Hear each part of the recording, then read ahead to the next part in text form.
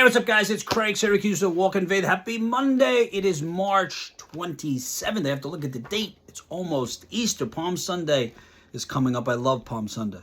Overcome. Despite all these things, victory is ours through Christ who loves us. And that's Romans. Sometimes what you need most is simply the assurance that everything is going to be okay.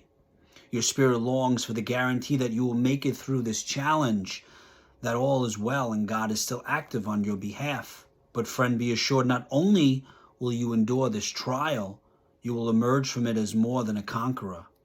In other words, not only will you survive this difficulty, but when it is done, it will lift you to new heights in your life and your relationship with God. That is so true. For example, Joseph did not just make it through his prison years. They were the training ground for the Lord to use him to make the second most powerful man in the world. Had he not gone to prison, he would have never made it to the palace. That's Genesis. It's a great story. Therefore, live above your circumstances and enjoy great confidence, because Jesus gives you everything you need to live the abundant life. He assures you of victory. All is definitely well.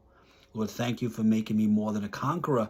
I praise you for leading me to eternal victory. Amen. In his presence, overwhelmingly overcome all difficulties. This is so true. We all talk about when you go through the storm. I was just telling my son the other day, because he was afraid to do something. I think it was take acting classes, right? Because I'm pushing him for that.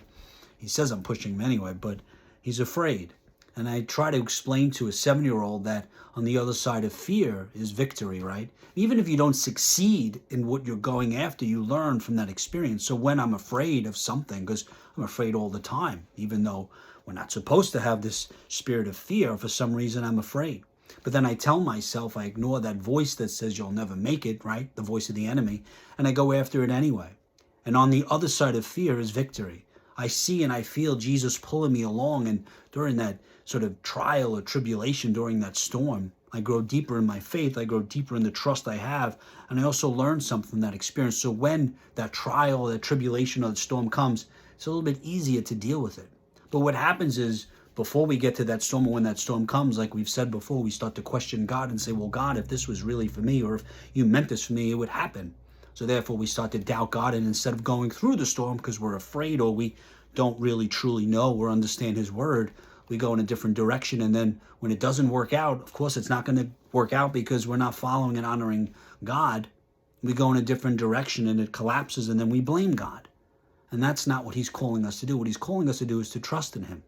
So what I'm saying to you today is he will be there. He will not abandon you. Right now, I know we're all going through some sort of challenge or difficulty, and it's so much easier to go the other way.